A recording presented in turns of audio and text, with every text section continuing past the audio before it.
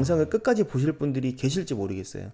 그런데 제가 유튜브를 하면서 일러스트레이터 강의를 올리는데, 물론 제가 인지도도 없고 유명한 사람도 아니고 아주 뛰어난 뭐 실력가도 아니고, 그러다 보니까 많은 분들이 안 보시는 것도 사실이고, 아직 또 알려지지 않아서 그런 것도 있겠지만, 디자인에 관심이 있으신 분들이 봐주셨으면 좋겠어요. 디자인을 배우고 싶었는데 못 배우셨거나, 아니면 지금 당장 내 일에 필요한 부분들이 디자인인데 실제적으로 어떻게 해야 되는지 궁금하신 분들이 구독하시고 차근차근히 보시면은 분명히 도움이 되시리라 생각돼요. 그리고 궁금하신 게 있으시면은 댓글 남겨주시면 제가 아는 한도 내에서 여러분들에게 답변 드리도록 하겠습니다. 안녕하십니까, 쿰디자인TV 캔버스원입니다. 오래간만에 뵙습니다, 여러분. 지금까지 챕터 6까지 강의를 했는데 일러스트레이터를 중점적으로 지금 강의를 하고 있죠. 일러스트레이터가 저는 주로 제가 사용하는 프로그램이고, 그래픽 디자인을 하는 데 있어서 가장 기본적인 프로그램이기 때문에 그렇게 설명을 하고 강의를 하고 있는데, 가만히 생각해 보니까 일러스트레이터 프로그램을 설치를 못 하시는 분들이 계시거나, 아니면은 뭐 설치할 수 있는 뭐 컴퓨터 사양이 안 되거나 그런 분들도 계실 것 같아요. 제가 그래서 오늘은 좀 그런 분들을 위해서 몇 가지 말씀을 드리려고 하는데, 디자인을 하는 데 있어서 프로그램보다도 더 중요한 몇 가지 원칙들이 있어요. 레이아웃이라든지 폰트 사용이라든지 아니면 색깔을 어떻게 사용할 것인지, 이런 부분들이 있는데, 뭐 크게 뭐가 중요하다 뭐 이렇게 말씀드리기보다는 오늘은 좀 나름대로 조금은 구체적으로 여러분들에게 말씀드려 보도록 하겠습니다. 가장 중요한 레이아웃이 있어요. 레이아웃을 쉽게 말씀드리면 틀이라고 볼 수 있는데요. 디자인을 하는 데 있어서 가장 중요한 틀이 중요해요. 틀. 뭐 건축물로 하면은 가장 기초적인 설계겠죠. 여러분들 가장 많이 사용하는 A4를 가지고 한번 설명을 드려볼게요. A4 세로 형태를 쓰실 때가 있고 가로 형태를 쓰실 때가 있죠. 이런 예가 있었어요. 어떤 분께서 세로형 팜플렛을 요청을 하셨는데 가로로 다 원고를 작업해서 주셨어요. 이게 전혀 맞지가 않는 거예요. 그냥 상상 속에서만 있고 실제적으로 어떻게 구현할 것인가에 대해서 생각을 하지 않은 거죠. 이런 부분들이 여러분들이 굉장히 많이 실수하는 부분이세요. 그러니까 본인이 작업을 할 때도 내가 세로로 할 건지 가로로 할 건지 어떻게 할 건지 그 부분을 정확하게 생각을 하고 시작을 해야 됩니다. 그래서 가로, 세로, 또 요즘엔 소셜미디어에 최적화된 1대1 비율이죠. 정사각형 비율로 할 것인지 그 부분을 가장 중요하게 생각해야 됩니다. 그리고 레이아웃에 있어서 또 중요한 건 여백인데요. 이 여백은 굉장히 중요해요. 여백을 어떻게 쓰느냐에 따라서 주제가 돋보이기도 하고 아니면 주제가 묻히기도 합니다. 자, 여러분, 무조건 요소가 큰 게 좋을까요? 아니면은 적당히 큰 게 좋을까요? 어떤 요소를 표현하는 데 있어서 중요한 건 크게 표현이 되고, 또 작은 거는 또 작게 표현이 되는 게 가장 상식적이겠죠.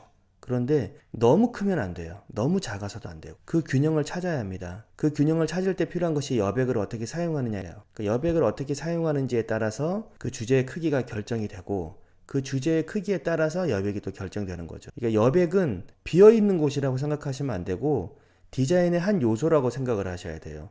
디자인의 한 부분이라고 생각하셔야 됩니다. 여백이 있다고 해서 아무것도 없다고 해서 그 부분이 디자인이 안 된 게 아니에요.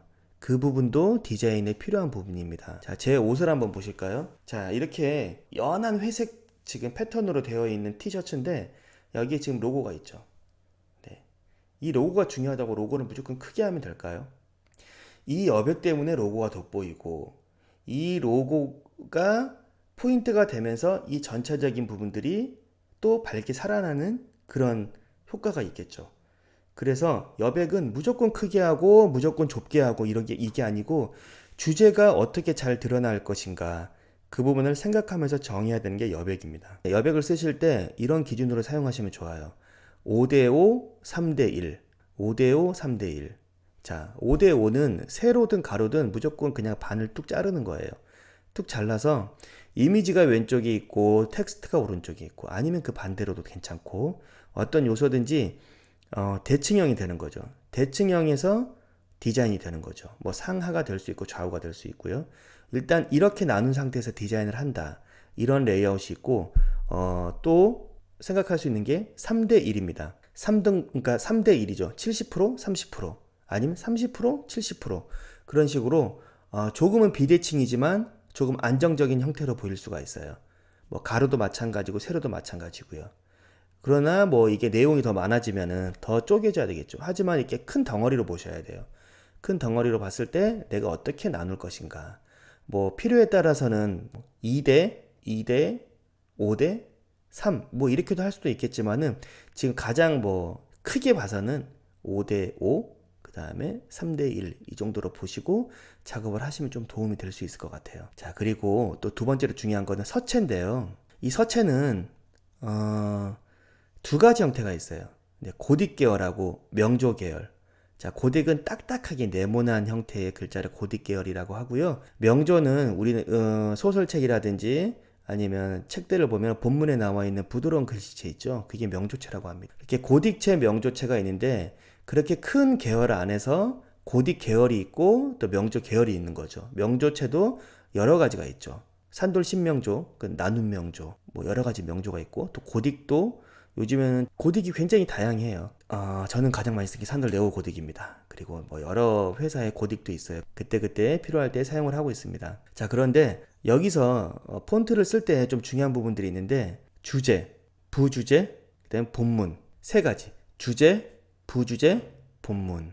메인 카피가 있고 서브 카피가 있고 그 다음에 본문 텍스트가 있습니다. 어떤 디자인이든지 이렇게 세 가지를 기억하시면 돼요. 메인, 서브, 본문. 그러면 메인은 가장 크고 서브는 그 다음 두 번째로 작고 그 다음에 본문은 제일 작겠죠. 자, 그렇게 했을 때 메인 타이틀을 어떤 걸로 어떤 폰트를 써야 되는지. 자, 메인 타이틀은 보통 고딕 계열을 많이 씁니다. 눈에 띄어야 되기 때문에 그렇죠. 그러니까 신문 보시면 알아요. 신문에 보면은 다 고딕 계열이 헤드라인으로 나와 있죠. 자, 고딕 계열이 가장 중요한 주제를 나타낼 수 있고요. 그리고 부주제. 자, 부주제는 조금 더 얇은 고딕으로 가는 경우가 있어요. 조금 더 얇은 고딕. 예를 들어서 고딕 굵기가 주제는 100이라면은 부주제는 한 70 정도, 60 정도, 때로는 50 정도 이렇게 조금 더 얇은 서체로 하는 경우가 있고 본문은 작은 글자가 모여 있을 때는 고딕이 이렇게 각이 많이 지고 한 글자의 면을 꽉 채우고 있기 때문에 글자가 다닥다닥 붙어 보일 수가 있어요. 작은 글씨들은. 그래서 본문 서체는 명조 계열로 씁니다. 명조 계열은 우리가 가장 많이 보는 부드러운 본문 서체죠. 그래서 명조체는 그렇게 쓰고요. 보통 본문 폰트는 이제 포인트로 했을 때 9.2포인트 아니면은 뭐 10포인트 사이 이 정도로 왔다 갔다 10.2, 10.5, 뭐 9포인트에서 10포인트 왔다 갔다 하면서 본문을 쓰시는 게 좋고요. 그 다음에 메인 타이틀은 그때그때 다르기 때문에 사실 폰트를 크기를 말씀드리기가 애매해요. 적당하게 커야 되는 게 가장 중요하겠죠. 네, 그 서브 타이틀도 부주제도 마찬가지로 큰 주제에 비춰서 작아야 하고 본문보다는 커야 하니까 그 중간 지점을 잘 찾아야 합니다. 자, 그렇게 서체는 사용을 해야 하고요. 서체 종류가 워낙 많기 때문에 뭐 아래 한글 보면은 막 서체들 많이 있잖아요. 여러 가지 화려한 서체도 있고. 그런데 디자인을 하실 때는 되도록이면은 그런 서체들 사용하시지 마시고 기본적인 명조, 기본적인 고딕을 사용을 하시는 게 가장 깔끔한 디자인이 나옵니다. 다른 거 웬만하면 사용하시지 마시고 다른 글자들은 정말 필요할 때 꼭 이런 표현이 되어야 할 때 한정적으로 사용을 하시면 됩니다. 자, 그리고 글자를 표현하는 데 있어서 여러분들이 가장 미흡한 부분들이 있어요. 제가 보기에는 고딕도 쓰고 명조도 쓰고 잘 쓰시는데 이런 부분까지는 디테일하게 못 하시는 분들이 많죠. 디자이너들은 당연히 아는 거지만요. 이 부분이 뭐냐면은 자간하고 행간이에요. 자간은 글자와 글자 사이의 간격을 자간이라고 하고 행간은 줄과 줄 사이를 행간이라고 해요. 그런데 이 자간은 보통 폰트가 만들어졌을 때 기본적으로 조금 넓은 형태로 되어 있어요. 그러니까 기준을 0이라고 치면은 0이라는 기준은 좁은 간격이 아니에요. 그렇기 때문에 우리가 그냥 그걸 사용하면은 좀 글자가 밀도가 없어서 흩어져 보이는 경우가 있죠. 벙벙하다는 표현을 많이 써요. 그래서 고딕 계열은 마이너스 40 정도를 줍니다. 마이너스 40 정도 주면은 대부분 맞는데 이건 한글하고는 달라요. 아래 한글은 좀 다를 거예요. 아래 한글은 뭐 마이너스 5 정도만 줘도 확 줄어들 거예요. 글자를 봤을 때 그거를 여러분들이 비교를 하셔야 돼요. 글자가 너무 붙어서 획이 겹쳐 있으면 안 되겠죠. 획이 겹쳐 있을 정도로 붙어 있으면 안 되는데 너무 떨어져 있어도 보기가 안 좋습니다. 그래서 그거를 약간 모은다, 글자를 모은다라고 생각을 하셔야 돼요. 자, 본문 계열도 마찬가지예요. 본문은 뭐 일러스트레이터라든지 맥에서 그래픽 프로그램 쓸 때는 저 같은 경우는 산돌 신명조를 쓰는데 산돌 신명조는 마이너스 80, 많게는 마이너스 100 이 정도를 줘요. 그리고 이게 큰 글자가 됐을 때는 마이너스 120까지 줄 때도 있어요. 그러니까 본문 서체는 생각보다 더 벙벙합니다. 실제적으로. 자, 그래서 여러분들이 폰트를 쓸 때는 꼭 자간을 기억하시고 자간은 기본적으로 줄여줘야 된다. 이렇게 생각을 하시면 됩니다. 제가 지금 이렇게 영상 뭐 자막을 만든다든지 아니면 뭐 타이틀을 만든다든지 할 때도 다 자간을 줄였어요. 자간을 그대로 쓰면은 벙벙해집니다. 제발 자간을 줄여주십시오.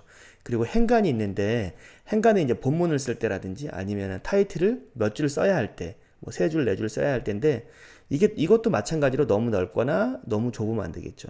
이 간격을 유지하는 어떻게 간격을 만들 것인가 이 부분을 여러분들이 계속 해보면서 아니면 다른 디자인들을 참고하시면서 익히셔야 돼요. 여러분들이 직접 하시면서 익히셔야 합니다. 자간이나 행간이나 두 개 다 너무 넓지 않게 약간은 좁다 싶게 이렇게 하면은 무리는 없을 것 같아요. 자, 그리고 색상 부분이 있어요. 색상 부분. 색상은 크게 온도로 생각하시면 돼요. 여름과 겨울을 생각하시면 됩니다. 네, 봄과 가을도 있지만 크게 여름과 겨울을 생각하시면 되는데 여름은 뜨거운 색, 겨울은 차가운 색. 여름은 빨간 계통이 있겠죠. 겨울은 파란 계통이 있겠죠. 하지만 또 여름은 파란 계통을 쓸 수도 있어요. 왜냐하면 시원하게 보여야 되기 때문에. 겨울은 춥지만 분명히 겨울이라는 색은 온도는 차가운 색이지만은 겨울은 따뜻하게 보여지는 게 좋기 때문에 오히려 빨간색을 쓰는 경우가 있고요. 그래서 온도색과 계절의 상관성을 좀 생각을 하셔서 색을 지정하셔야 됩니다. 뭐 그거와 상관없이 뭐 원하는 또 색을 사용하실 수도 있지만은 내가 언제 어떤 주제인지에 따라서 그 색을 정하셔야 돼요. 색 온도를 정하셔야 되고요. 그다음에 명도도 중요하죠. 명도는 뭘까요? 명도는 밝음과 어두움입니다. 네, 똑같은 파란색도 어두운 파란색이 있고 밝은 파란색이 있죠. 네, 이 부분이 명도예요. 그래서 디자인을 할 때 이렇게 생각하시면 돼요. 너무 밝지 않게. 이걸 기준으로 생각하시면 됩니다. 자, 그리고 너무 밝지 않게라고 해서 무조건 다 어둡게 쓰라는 얘기가 아니고 기본적으로 생각보다 톤 다운을 살짝 해야 된다. 이렇게 생각을 하시고 계시면 돼요. 그리고 타이틀이라든지 중요한 부분에 있어서 거기서 명도를 확 올리거나 채도를 올리면은 이게 대비가 돼서 훨씬 더 눈에 띄거나 산뜻한 디자인이 될 수가 있습니다. 다 밝고 다 어두우면은 디자인에 입체감이 없어요. 어두운 부분에 있어서 밝은 부분이 표현된다거나 밝은 부분에 있어서 어두운 부분이 표현된다거나 그런 입체감을 생각하셔야 돼요. 색상을 사용하실 때는.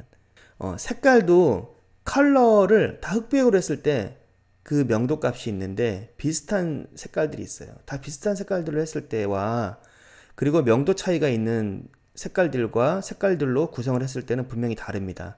여러분들 그걸 생각하시면서 색을 사용을 하셔야 돼요.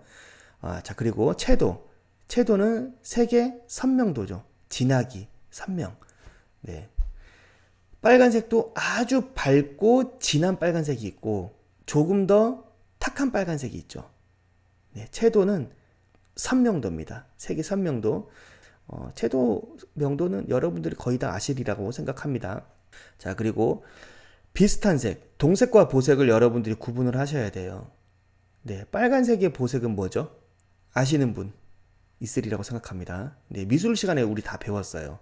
뭐 따로 디자이너라서 아는 게 아니고 빨간색의 보색은 초록색입니다. 네, 색상환이라고 있죠. 미술 시간에 예전에 배웠는데 빨간색의 가장 반대쪽, 그러니까 지구로 치면은 우리나라의 뭐 반대쪽이 어떤 나라이다 이런 것처럼 빨간색의 반대는 초록색이에요. 그래서 빨간색과 초록색을 사용할 때는 굉장히 조심해야 되는 거죠. 반대되는 색이기 때문에. 네, 물과 불인 색인 거예요. 잘못 사용하면 굉장히 촌스럽지만 잘 사용하면은 역으로 이용해서 세련된 디자인을 할 수가 있는 색깔입니다. 그래서 이 동색과 보색을 잘 활용해서 사용을 해야 되고요. 여러분들이 색을 사용하실 때 보통 여러분들은 몇 가지 색을 사용하시나요? 네, 아래 한글 아니면은 파워포인트를 사용하실 때 몇 가지 색을 사용하시나요? 색은 먼저 생각을 해야 됩니다. 내가 어떤 색을 사용을 할까? 그냥 사용하다가 이쁜 색 계속 좋은 색을 사용하는 게 아니고 내가 한 페이지 문서를 만들든지 아니면 한 장짜리 뭐 그래픽 디자인을 하든지 아니면 10페이지를 하든지 내가 지정한 색을 가지고 계속 그 지정한 색만 써야 돼요.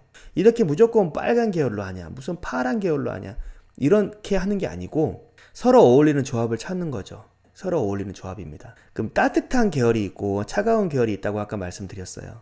색의 온도가 있는데, 자, 따뜻한 계열의 색이 굉장히 많아요. 팥죽색 있죠. 보라색인데 약간 좀 탁한 색. 그 다음에 오렌지색. 자, 그 다음에 브라운. 네, 비슷하지만 다른 색들이에요. 네, 채도가 밝고 또 채도가 조금 탁하고 또 명도가 밝고 또 명도가 어둡고 하지만 따뜻한 계열이 있고 차가운 계열이 있습니다. 자, 그렇지만 또 따뜻한 계열 속에서 차가운 계열이 하나 나왔을 때 또 이쁜 색깔들이 있어요. 그런 색들을 여러분들이 조합을 하셔야 돼요. 그래서 여기서 색상에서 가장 중요한 말은 색은 이쁘다고 무조건 쓰지 말아라. 색 조합을 내가 고민을 해야 된다. 어떻게 색을 쓸 것인가를 고민을 하고 조합을 해놓고 그 색을 사용을 하시면 됩니다. 무조건 사용하시면은 안 되겠죠. 디자인이 안 예쁘겠죠. 이 정도로 말씀드리고요. 영상을 끝까지 보실 분들이 계실지 모르겠어요. 그런데 제가 유튜브를 하면서 일러스트레이터 강의를 올리는데 물론 제가 인지도도 없고 유명한 사람도 아니고 아주 뛰어난 뭐 실력가도 아니고 그러다 보니까 많은 분들이 안 보시는 것도 사실이고 아직 또 알려지지 않아서 그런 것도 있겠지만 저는 개인적으로 계속해서 뭐 그런다고 해서 자극적인 콘텐츠를 만든다거나 아니면은 뭐 눈에 띄는 썸네일로 해가지고 여러분들에게 막 일단 이목을 끌게 한 다음에 뚜껑 열어봤는데 별 내용 없다거나 이렇게 하고 싶지는 않고요. 제가 할 수 있는 부분들을 계속해서 이렇게 진정성을 가지고 말씀을 드리겠습니다.